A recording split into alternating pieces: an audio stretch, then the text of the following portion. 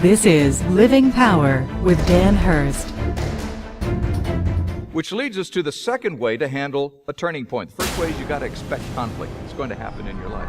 The second thing then is you got to expect direct opposition. Now there's going to be conflict. People who just don't want to have anything, they think you're doing what you are or what you believe in is just wrong.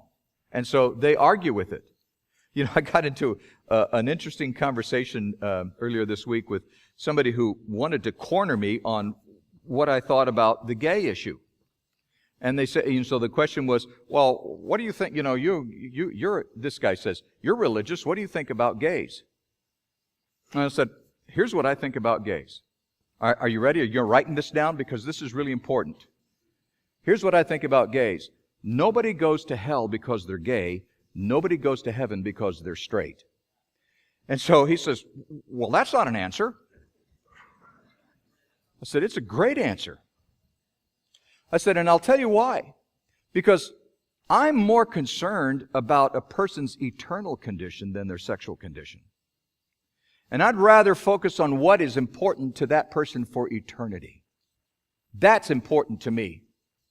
And so I don't get all caught up in whether or not I agree with this person's morality or not, because that's not what is going to settle their eternal destiny. That's up to God to settle those issues, those morality issues in their life. And I hope it does get settled. But I'm not the one that tells them how they have to be moral. That's what God does. And so my position is I'm far more concerned about this person's eternal destiny. And then I said to the guy, and yours. Tell me about yours. Well, that conversation didn't last much longer after that. But that needs to be our focus. People will conflict with things and discussions and values and things that we believe. There are going to be those conflicts in our life, but really the fact of the matter is usually those conflicts are not the real picture. They're just part of it, and they're usually a small part of it, but people make a big deal out of it. But then there are those who are in direct opposition to you. They just are going to oppose you because you are you. Now, some of you, I can understand why that would happen. But it's not true for some of us, is it? John 11, verse 53 says, so from that day on, they made plans to put him to death. For some people, you represent an obstacle in what they want to accomplish. You represent an obstacle in what they want to accomplish. It's important to understand what their quest is in order to understand how to deal with that opposition. So this second thing, expect direct opposition, is not just simply expect the direct opposition, but it is understand the direct opposition. Why is it direct opposition? Because you won't be able to learn how to deal with it until you understand why it is opposition. Just as in 2 Timothy chapter 3, verse 8, there's an interesting little statement that's made there. Just as Yannes and Jambres opposed Moses, so these men also oppose the truth, men corrupted in mind and disqualified regarding the faith. Now, here's a picture of these two men that were opposed to Moses. They were in direct conflict. Well, who are these guys? They're not mentioned anywhere else in the Bible. The only place that we hear about them is in the Targum, which is the rabbinical teachings and paraphrases of Jewish scripture, basically. It's not mentioned in the Bible. But what the Targum teaches and what Jewish legend is that these two guys were the two magicians, or two of the magicians, that came against Moses in Pharaoh's court. You read about it in Exodus 7:11, where Moses came in and threw down his staff, and God told him to throw down your staff. And so the Pharaoh calls in his magicians and everything, and they came in and threw down their staff, and then the staff that had turned into the serpent for Moses ate those other two serpents. And so it was this conflict. They were coming against Moses. They were opposed to everything that Moses stood for.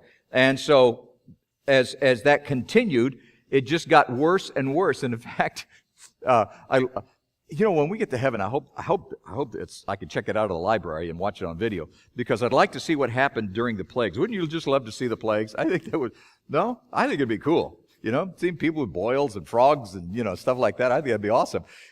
So, but then I'm sick. So, but in chapter 9, Exodus 9, there's a story. What it says is that Moses took the dust from the kilns where they were forced to make bricks and threw it up, and when it came down, it caused boils on all of and it says, on the magicians and all the people of Egypt, which I think is so cool.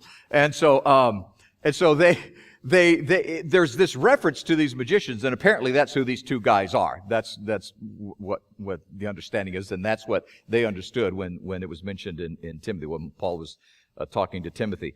But the point that I'm trying to say is that there's going to be opposition, a direct opposition in your life. And sometimes the opposition is very direct and very harsh. But sometimes the opposition is based on a misunderstanding of what you're all about. And what it is that you believe and why you did something or said something. There's going to be opposition because of misunderstanding. And so it will take some effort to clear the air, but you need to understand the conflict, the source of the opposition. Why does that opposition exist? And this particular one can happen in a marriage. It can happen because of an issue at work, a relationship with a friend. There are all kinds of reasons this particular kind of opposition happens. It's not that it's harsh and cruel and mean, but it's because somebody who does actually maybe care about you, at least somewhat, is in opposition because maybe there's been a misunderstanding. Then there's the other cases of opposition where it's just like, okay, we're not going to get along, let's just live and let live. And so you just take that attitude like, well, we're never going to see eye to eye, so let's agree to disagree, and you just kind of go on your merry way. But you don't, because you've always got that issue between you, and you know that there is that issue between you. On behalf of Dan Hurst and the Open Class, we want to thank you for watching.